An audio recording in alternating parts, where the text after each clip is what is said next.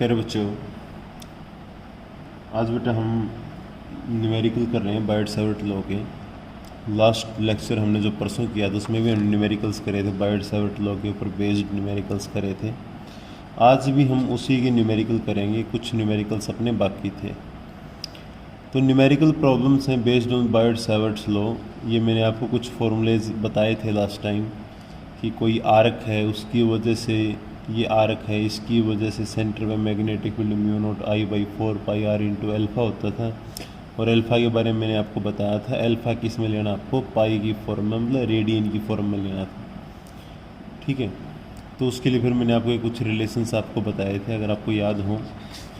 मैंने आपको साथ में स्ट्रेट कंडक्टर का भी रिलेशन बताया था कि स्ट्रेट कंडक्टर की वजह से मैग्नेटिक फील्ड क्या आती है। ये फार्मूला मैंने आपको बताया था स्ट्रेट कंडक्टर के लिए। दूसरी बात मैंने बताई थी कि स्ट्रेट कंडक्टर में इनफाइनाइट एंड के साथ एंगल हमेशा 90 डिग्री बनता है। ये कुछ फॉर्मूले थे जो हम यूज़ करेंगे यहाँ पे। आसान न्यूमेरिकल्स हैं, वही हैं जो हमने कल करे थे, कल या परसों, उसी के कुछ न्यूमेरिकल्स बाकी हैं अपने। तो आपको ये बोला गया है, आपको एक ही क्वेश्चन दिया गया है, आपसे पूछा गया अभी ओ पॉइंट पर नेट मैग्नेटिक फील्ड बताओ कितनी होगी। तो ओ पॉइंट पर मैग्नेटिक फील्ड फाइंड आउट करने के लिए आप ये देखोगे यहाँ पे टोटल कंडक्टर्स कितने हैं। टोटल कंडक्टर अगर आप देखो बेटा, यहाँ पे 1, 2 और 3 तो आर्क हैं, और 1, 2, 3 और 4 स्ट्रेट कंडक्टर हैं। जिस तरह ये वाला है, ये स्ट्रेट कंडक्टर है, ठीक है, ये भी स्ट्रेट कंडक्टर है, ये स्ट्रेट कंडक्टर है, ये भी स्ट्रेट कंडक्टर है। ठीक है, मतलब 3 जगह तो वायर, 3 जगह तक जो करंट है वो आर्क की फॉर्म में गया है, 3 जगह स्ट्रेट कंडक्टर की फॉर्म में गया है। ठीक है, तो हमें नेट मैग्नेटिक फील्ड निकालनी है। अब हमें एक बात पता है, अगर मान लिया ये स्ट्रेट कंडक्टर है और आपने मैग्नेटिक फील्ड इसी की एक्सिस पे निकालनी है, तो वहाँ तो मैग्नेटिक फील्ड 0 होगी। तो जिस तरह ये स्ट्रेट कंडक्टर आया, या फिर ये स्ट्रेट कंडक्टर है, या फिर ये वाला स्ट्रेट कंडक्टर है, ये पॉइंट इसी की एक्सिस पे लाई करता है, या फिर अगर आप इस स्ट्रेट कंडक्टर की बात करो तो ये जो पॉइंट है ओ उसकी एक्सिस पे लाई करता है, मतलब सभी स्ट्रेट कंडक्टर की वजह से तो मैग्नेटिक फील्ड होगी 0। अब बच गई आर्क। अब आर्क को आप देख लो, जिस तरह ये वाली आर्क है, इसकी वजह से मैग्नेटिक फील्ड यहाँ पे कितनी आएगी, मैंने इसको B1 मान लिया। क्या फॉर्मूला है, mu naught by 4 pi, mu naught I by 4 pi r into alpha. Alpha मतलब जो एंगल है, एंगल कितना है यहाँ पे, थीटा है, जो आपको दे रखा है। अब आप ये देख लो, यहाँ पे ये मैग्नेटिक फील्ड पॉजिटिव हो गया, नेगेटिव मतलब अपवर्ड हो गया, डाउनवर्ड। तो उसके लिए मैंने आपको बता रखा, अगर करंट आपका क्लॉकवाइज है तो मैग्नेटिक फील्ड आपने नेगेटिव लेनी है, एंटी क्लॉकवाइज है तो पॉजिटिव लेनी है। तो यहाँ पर अगर आप ध्यान से देखो तो ये करंट है, ये करंट यहाँ पे क्लॉकवाइज घूमेगा। क्लॉकवाइज घूमने का मतलब यहाँ पे पोल बनेगा साउथ, इसका मतलब मैग्नेटिक फील्ड होगी यहाँ पे डाउनवर्ड। तो यहाँ पर तो मैग्नेटिक फील्ड होगी डाउनवर्ड, क्रॉस का मतलब डाउनवर्ड, तो इसको माइनस का ले लूँ मैं, माइनस का ले लिया। B2 इस कंडक्टर की वजह से, ये जो आर्क है, इस आर्क की वजह से मैग्नेटिक फील्ड आपसे पूछिए, ये करंट है इसमें। तो फॉर्मूला बन गया अपने पास म्यू नॉट आई बाई में 4 पाई आर। आर अब देखो इस आर्क की आर कितनी होगी, आर ये है, आर ये है, तो टोटल 2R होगी। ये जो आर्क है, इस आर्क की रेडियस 2R है, तो 2R इंटू एंगल कितना है, थीटा। एंगल सेम रहेगा, थीटा एंगल है। अब ये देख लो, प्लस का है माइनस का, ये प्लस का आएगा, कारण ये देखो करंट कैसा है, एंटी क्लॉकवाइज करंट है, तो एंटी क्लॉकवाइज होने की वजह से पॉजिटिव। अब आ गया B3 होगा अपने पास, ये वाली आर्क, इस आर्क की वजह से कितनी मैग्नेटिक फील्ड आएगी। इस आर्क की रेडियस कितनी है, 3R, एंगल कितना है, थीटा। तो फॉर्मूला क्या बन गया अपने पास, म्यू नॉट आई और में 4 pi into 3R into theta. अब प्लस का है माइनस का वो देख लो, करंट कैसा है, करंट क्लॉकवाइज है तो माइनस का होएगा ये। ठीक है, माइनस का होएगा तो अपने पास इसको हम नेगेटिव ले लिया डाउनवर्ड होने की वजह से। तो नेट मैग्नेटिक फील्ड क्या होगी, नेट मैग्नेटिक फील्ड होगा सभी का सम।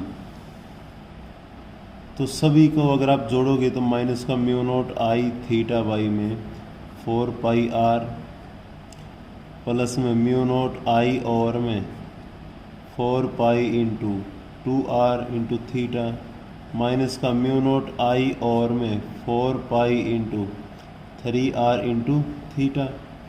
तो यहाँ पर mu naught I theta by में 4 पाई r तो कॉमन है सभी के अंदर, यहाँ बच गया -1, यहाँ बच गया प्लस का 1/2, यहाँ बच गया माइनस का 1/3। इसको आप सोल्व कर लो, एलसीएम लेके 6 एलसीएम आ गया तो माइनस का 6 प्लस 3 -2 तो -8 प्लस 3 5/6 हो गया। ठीक है, ये वाली वैल्यू हमने सोल्व कर ली। ये कितनी आ गई माइनस का 5/6। तो मैं नेट मैग्नेटिक फील्ड कितनी आ गई, नेट मैग्नेटिक फील्ड आ गई अपने पास यहाँ पे B = माइनस का 5/6 mu naught I by 4 pi r into theta.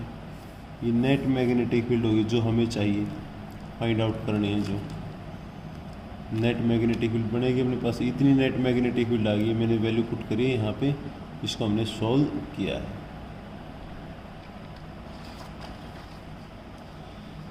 अब ये क्वेश्चन है, नेक्स्ट क्वेश्चन हम करते हैं। आपको ये 2 आर्क दे रखे हैं, परपेंडिकुलर रिंग दे रखी है, तो करंट कैरिंग रिंग है, परपेंडिकुलर है।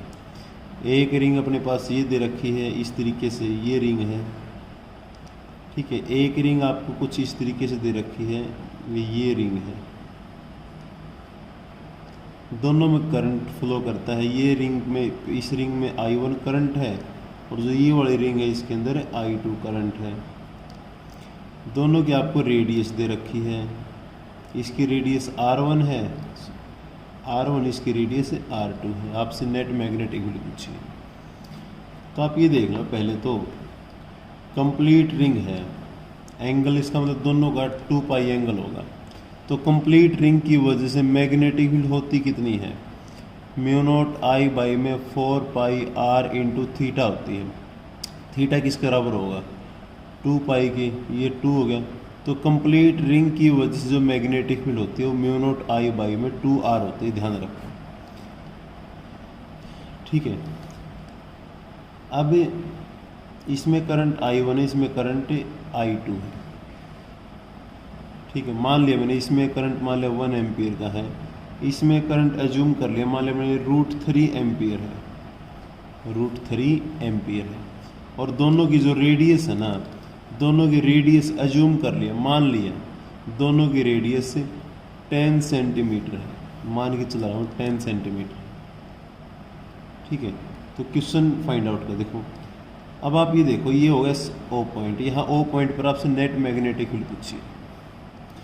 अगर आप इस रिंग के हिसाब से देखो, ये वाली रिंग, इस रिंग में करंट देखो कैसा है, इसमें करंट एंटी क्लॉकवाइज है। एंटी क्लॉकवाइज तो मैग्नेटिक फील्ड क्या होगी, आउटवर्ड्स होगी, बाहर की तरफ होगी। तो बाहर की तरफ तो ये होगी, मैं इसका मतलब इसकी वजह, इस रिंग की वजह से मैग्नेटिक फील्ड B1 होगी बाहर की तरफ, इस डायरेक्शन में। दूसरी रिंग कौन सी, दूसरी रिंग ये है। ठीक है, इसको मैंने B2 मान लिया। ये पहली रिंग है, पहली रिंग में करंट I1 है, ये भी एंटी क्लॉकवाइज है। ठीक है, ये हॉरिजॉन्टल है, इसका मतलब इसकी मैग्नेटिक फील्ड आउटवर्ड्स कैसे आएगी, ऊपर की तरफ आएगी, ऊपर की तरफ। तो ये मैग्नेटिक फील्ड होगी इसकी अपवर्ड, B1। इस रिंग की वजह से मैग्नेटिक फील्ड अपवर्ड, इस रिंग की वजह से मैग्नेटिक फील्ड अपवर्ड, इसका आउटवर्ड्स इस तरफ होगा। तो B1 और B2, अब दोनों में देखो B1 अगर आप फाइंड आउट करते हैं, यहाँ पे एंगल कितना आ गया दोनों के अंदर, 90 डिग्री हो गया। अब नेट मैग्नेटिक फील्ड अगर आपको चाहिए, नेट मैग्नेटिक फील्ड कितनी होगी, B1 और B2 ये वेक्टर क्वांटिटी होती है मैग्नेटिक फील्ड इंटेंसिटी। तो यहाँ पर नेट मैग्नेटिक फील्ड क्या होगी, इन दोनों का रिजल्टेंट वेक्टर होगा B। तो B = कितना होगा, √B1² प्लस B2² के इक्वल होगा, क्योंकि एंगल कितना है, 90 डिग्री है। तो यहाँ से B1 = कितना आ गया, म्यू नोट आई कितना है 1 बाई में 2, R कितना है 10 सेंटीमीटर है। 10 सेंटीमीटर मतलब 10 इंटू, दोनों की रेडियस 10 सेंटीमीटर है, वैल्यू हम बाद में पुट कर लेंगे। तो ये कितना आ गया, म्यू नोट आई आई कितना हो गया 1/2 r हो गया, ये B1 हो गया। B2 भी अगर आप ध्यान से देखो तो क्या होगा, म्यू नोट करंट कितना है √3 बाई में 2r, ये 2 होगी। तो B इजिकल टू कितना आएगा, magnetic field equal to root में स्क्वायर होगा दोनों का, तो कितना म्यू नोट स्क्वायर बाई में म्यू नोट स्क्वायर, ये 1 हो गया, डिवाइड बाई में कितना अपने पास 2r का होल स्क्वायर प्लस में म्यू नोट स्क्वायर √3 का स्क्वायर, √3 का स्क्वायर 3 हो गया, डिवाइड बाई 2r का होल स्क्वायर हो गया। तो यहाँ से B इजिकल टू बाहर क्या निकलेगा, बाहर निकलेगा अपने पास म्यू नोट बाई में 2r तो आ गया कॉमन, रूट निकलेगा तो बाहर 2r हो जाएगा, अंदर क्या बच गया 1 प्लस में 3 बच गया, यहाँ पे बच गया 1, यहाँ बच गया कितना अपने पास 3, तो 4 का √2, तो कितना आ गया अपने पास म्यू नोट बाई में 2 आ गया। म्यू नोट की वैल्यू कितनी होती है 4π×10⁻⁷ डिवाइड बाई 2 से 2 कैंसिल, तो नेट मैग्नेटिक फील्ड कितनी होगी 2π×10⁻⁷ टेस्ला। टेस्ला होती है यूनिट ऑफ मैग्नेटिक फील्ड होती है। ठीक है बेटे, नेक्स्ट क्वेश्चन आपको जो दे रखा है ये क्वेश्चन है बेटे। ये क्वेश्चन थोड़ा एक बार सोचना पड़ेगा आप लोगों को इसके बारे में, इस क्वेश्चन के बारे में एक बार थोड़ा समझना पड़ेगा ये एग्जैक्टली है क्या। देखो यहाँ पे अगर आप ध्यान से देख पाओ, आप मैग्नेटिक फील्ड हमें फाइंड आउट करनी है। एक आपको एक रिंग दे रखी है इस तरीके से, एक्चुअली में ये कोई कंप्लीट वायर थे स्ट्रेट, जिसको इस तरीके से मोड़ा गया है, ये ऐसे मोड़ दिया, मतलब एक तो रिंग बन गई और 2 स्ट्रेट कंडक्टर बन गए। 2 बोल दो या एक स्ट्रेट कंडक्टर बोल दो आप इसको, एक सीधी लाइन बन गई तो एक स्ट्रेट कंडक्टर बन गया है। और ये इस वाला ये एंड इस तरीके से है, ये इनफाइनाइट तक गई है ऐसे इस तरीके से। तो आपसे नेट मैग्नेटिक फील्ड पूछी गई है, तो यहाँ पर मैग्नेटिक फील्ड आएगी किसकी वजह से, 2 कारण से आएगी। एक तो इस रिंग की वजह से आएगी, एक इस स्ट्रेट कंडक्टर की वजह से आएगी। ठीक है, रिंग की वजह से तो मैग्नेटिक फील्ड मैंने उसको B1 मान लिया। B1 इजिकल टू कितना होगा म्यू नोट I बाई में 2r बनेगा, जो मैंने अभी आपको बताया था ये बनेगा मैग्नेटिक फील्ड। रिंग की वजह से mu naught I by 2r होता है। ठीक है भाई, अब बच गया अपने पास ये स्ट्रेट कंडक्टर। स्ट्रेट कंडक्टर कैसा है, इनफाइनाइट है, दोनों एंड इनफाइनाइट है। ये डिस्टेंस कितनी है r। अगर आपको स्ट्रेट कंडक्टर का फॉर्मूला याद हो तो स्ट्रेट कंडक्टर का फॉर्मूला क्या था, स्ट्रेट कंडक्टर का फॉर्मूला ये था, ये केस था straight conductor, mu naught I by 4 ये sin φ1 प्लस sin φ2। ठीक है, ये था। फिर मैंने आपको बताया था अगर दोनों एंड इनफाइनाइट हो तो दोनों एंगल 90-90 बनेंगे। 90-90 बनेंगे तो अपने पास यहाँ पे sin 90 प्लस sin 90 1 + 1, तो कितना म्यू नोट I बाई में 4πa/2 हो जाएगा। ठीक है, इसको 2 से हम कैंसिल कर सकते हैं, तो mu naught I by 2πa बनेगा। ठीक है, तो इसकी वजह से जो मैग्नेटिक फील्ड बनेगी इस स्ट्रेट इनफाइनाइट कंडक्टर की वजह से कितनी बनेगी, B2 equal to mu naught, जो स्ट्रेट कंडक्टर होगा म्यू नोट I बाई में 2πa बनेगी। A होती थी रिंग के सेंटर से डिस्टेंस P पॉइंट की या O पॉइंट की, वो क्या है R, तो यहाँ पर A की बजाय क्या आ जाएगा, R आ जाएगा। तो ये दोनों मैग्नेटिक फील्ड आ गई। अब आपने ये देखना है प्लस की या माइनस की। ये देखो इसकी वजह से मैग्नेटिक फील्ड की डायरेक्शन एंटी क्लॉकवाइज है, तो ये तो होगी प्लस की। अब बच गया ये इस कंडक्टर। ठीक है, इस कंडक्टर में करंट देख लो क्लॉकवाइज है एंटी क्लॉकवाइज है। इस कंडक्टर में जो करंट गया ना, उस करंट को आप जिस पॉइंट पर मैग्नेटिक फील्ड निकालें उसी की तरफ मोड़ के देख लो, जूम कर लो। जिस तरह करंट ऐसे गया तो O पॉइंट की तरफ मुड़ जाएगा। ठीक है, हम अज्यूम कर रहे हैं कि जिस तरह यहाँ से करंट गया फिर O पॉइंट की तरफ मोड़ के देख लो, तो करंट की डायरेक्शन देख लो कैसे बन रही है। तो कैसी डायरेक्शन बन रही है, ये भी एंटी क्लॉकवाइज बन रही है, इसका मतलब ये भी पॉजिटिव बनेगा। तो नेट मैग्नेटिक फील्ड के लिए क्या हो, दोनों का सम, तो म्यू नोट I बाई में 2r plus mu naught I by में 2 पाई आर। तो म्यू नॉट आई बाई में 2r कॉमन आ जाएगा, क्या बच गया ये 1 प्लस में 1 बाई पाई हो जाएगा। ये आंसर आ गया यहाँ, खत्म क्वेश्चन। एक ये क्वेश्चन दे रखा है आपको बोला है कि आर्क एक स्ट्रेट कंडक्टर है, फिर आर्क है, फिर स्ट्रेट कंडक्टर है, 10 एम्पियर का करंट है, 20 सेंटीमीटर की इस आर्क की रेडियस है, ये एंगल 60 डिग्री है। 60 डिग्री का मतलब π/3 होता है। तो नेट मैग्नेटिक फील्ड बताओ। अब net magnetic field straight conductor की वजह से तो आएगी नहीं, ये तो जीरो हो गया स्ट्रेट कंडक्टर की वजह से, क्योंकि इसकी एक्सिस पे आ गया। ठीक है, अब ये आर्क बच गई। इस आर्क के लिए फॉर्मूला क्या बनेगा, म्यू नॉट आई बाई में 4 pi r into angle. Angle कितना है, π/3 है, तो वैल्यू पुट कर दो। b is equal to mu naught by 4 pi की वैल्यू होती है 10⁻⁷। आई कितना है 10 एम्पियर है, बाई में आर कितना है 20 सेंटीमीटर, तो 20 इंटू 10⁻⁻, का 2 मीटर हो गया, इंटू में π/3। तो b इज इक्वल टू देख लो अब कितना आ गया अपने पास, ये हो गया -5 -4, तो ये हो गया अपने पास 1/60 पाई इंटू 10⁻⁴ टेस्ला। अब प्लस का है माइनस का, वो तुम डायरेक्शन के हिसाब से देख लो। यहाँ से यहाँ तक करंट क्लॉकवाइज है, ऐसे क्लॉकवाइज है, तो ये क्या होगा माइनस का होगा। इसका मतलब मैग्नेटिक फील्ड क्या होगी, डाउनवर्ड होगी। नेगेटिव मतलब डाउनवर्ड होगी। ठीक है बेटे।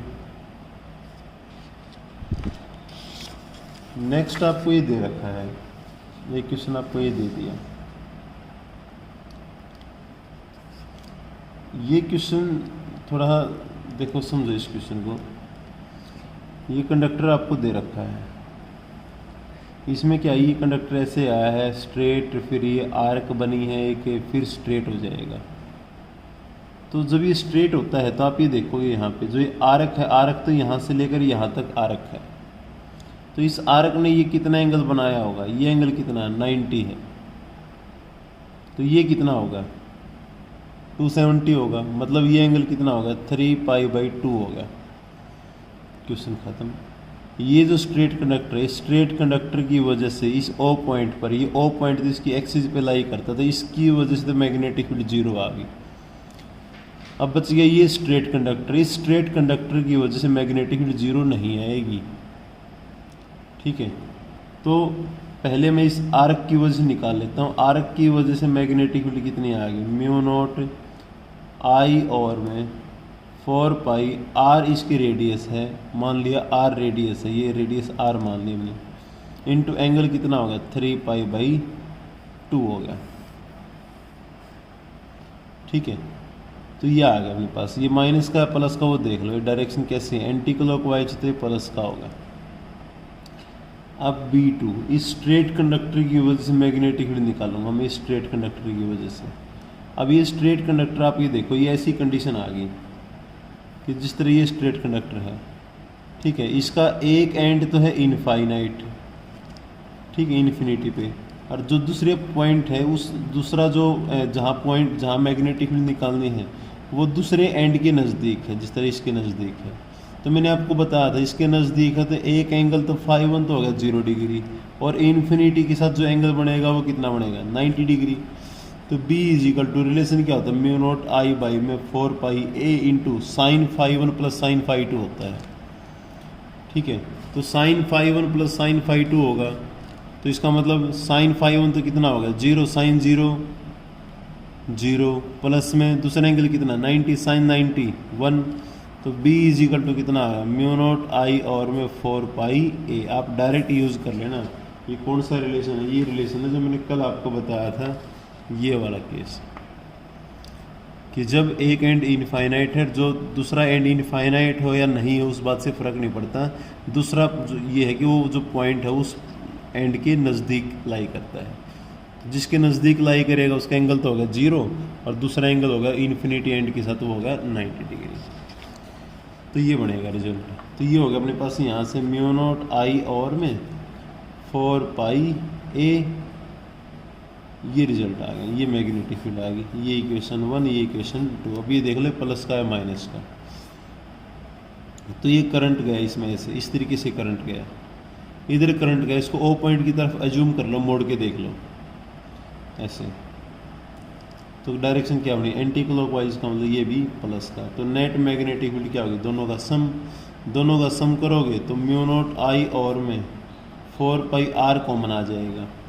ये ए जो होगी ना, ये ए मतलब ये होते हैं डिस्टेंस, स्ट्रेट कंडक्टर से डिस्टेंस, वो किसके बराबर है, आर के बराबर है।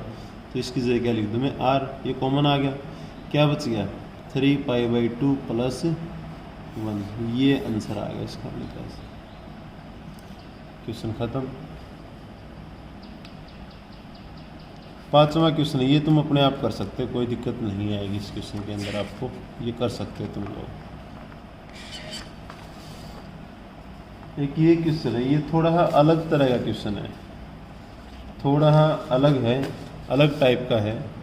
अलग टाइप का एक्चुअली में है क्या, ये मैं क्वेश्चन आपको एक करवाया था, मैंने एक आर्टिकल आपको करवाया था, magnetic field on the axis of a ring. कोई रिंग है, उसकी एक्सिस के ऊपर मैग्नेटिक फील्ड कितनी होती है, मैंने ये आर्टिकल करवाया था आपको कि ये रिंग है आपकी, इस रिंग के सेंट्रल एक्सिस के ऊपर कोई पॉइंट है P, वहाँ पर मैग्नेटिक फील्ड कितनी होगी, तो वहाँ पर मैग्नेटिक फील्ड आई थी, अपने पास ये रिलेशन आया था। अगर इसको थोड़ा सिंप्लीफाई कर दूँ 2, तो इसको मैं ऐसे लिख सकता हूँ, म्यू नॉट बाई में 2 n a स्क्वायर आई और में a square plus x square की पावर 3/2। इसको मैं ये लिख सकता हूँ, मैं इस रिलेशन को लिख लेता हूँ। रिंग की वजह से जो मैग्नेटिक फील्ड होती है वो होती है म्यू नॉट बाई में 2 n a square I over a square plus x square की पावर 3/2। ये रिलेशन होता है मैग्नेटिक फील्ड का किसी रिंग की वजह से उसकी एक्सिस के ऊपर, करंट कैरिंग रिंग की वजह से उसकी एक्सिस के ऊपर ये रिजल्ट होता है। अगर n टर्न हो तो ये रिजल्ट होगा, नंबर ऑफ टर्न्स ना हो, मतलब एक ही कॉइल हो, तो ये रिजल्ट हो जाएगा। a होती थी उसकी रेडियस, a होती थी रेडियस, ठीक है। यहाँ पर आपको क्या दे रखा है, 2 रिंग है, एक रिंग 1 है, एक रिंग 2 है, दोनों की रेडियस सेम है, दोनों में करंट भी सेम है। आपसे पूछा है कि भाई दोनों से ये परपेंडिकुलर एक्सिस के ऊपर कोई पॉइंट है O, इसकी एक्सिस पे भी है, x डिस्टेंस पर, दोनों से सेम डिस्टेंस पे कोई पॉइंट है, वो यहाँ पर आपसे मैग्नेटिक फील्ड पूछिए कितनी होगी। तो पहले तो डायरेक्शन देख लो एक बार, देखो ये करंट कैसा है, एंटी क्लॉकवाइज करंट है, सॉरी क्लॉकवाइज करंट है। क्लॉकवाइज करंट है तो मैग्नेटिक फील्ड क्या होगी, डाउनवर्ड होगी, मतलब इनसाइड होगी। इसका मतलब O पॉइंट से मैग्नेटिक फील्ड कुछ इस तरफ आई होगी, अंदर की तरफ आई होगी इसमें, क्योंकि करंट कैसा है, क्लॉकवाइज करंट है। क्लॉकवाइज करंट मतलब मैग्नेटिक फील्ड अंदर की तरफ आएगी, एंटी क्लॉकवाइज मतलब मैग्नेटिक फील्ड बाहर की तरफ आएगी। अब ये देख लो ये कैसे है, ये करंट एंटी क्लॉकवाइज है। एंटी क्लॉकवाइज का मतलब मैग्नेटिक फील्ड यहाँ से बाहर की तरफ गई होगी, तो मतलब O पॉइंट से मैग्नेटिक फील्ड बाहर की तरफ जाएगी, B2 मान लिया मैंने इसको, ठीक है। तो ये एंगल बन गया 90 डिग्री। तो नेट मैग्नेटिक फील्ड किधर होगी, तो नेट मैग्नेटिक फील्ड इन दोनों का रिजल्टेंट होगी, ये होगी नेट मैग्नेटिक फील्ड B। आपको यही पूछी गई है।